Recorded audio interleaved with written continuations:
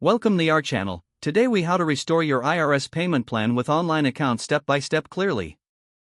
To restore your IRS payment plan using the online account, start by visiting the IRS website.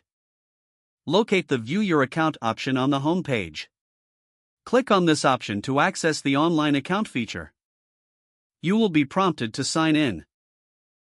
If you already have an account, enter your credentials. If you don't have an account, select Create Account and follow the instructions.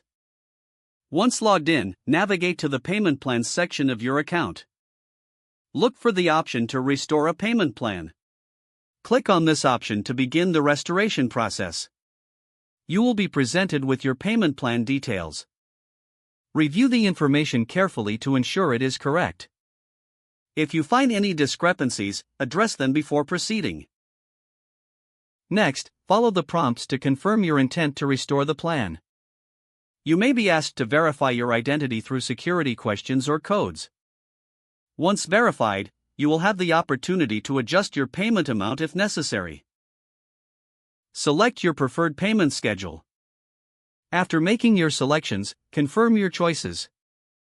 Review the terms and conditions presented to you. Make sure you understand any fees or changes involved. Once you've reviewed everything, submit your request to restore the payment plan. You will receive a confirmation message upon successful restoration. Be sure to save any confirmation details for your records. If you encounter issues during this process, consider reaching out to the IRS for assistance. If the page does not load, refresh the browser or try again in a private or incognito window.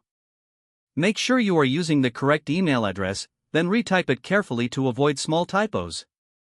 If your password is not accepted, use the reset option and create a new strong password you can remember. Check your spam folder for verification or security emails, then complete any requested confirmation steps.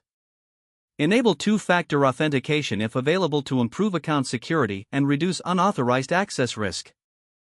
After signing in, review your profile details so your contact information and settings are accurate and current.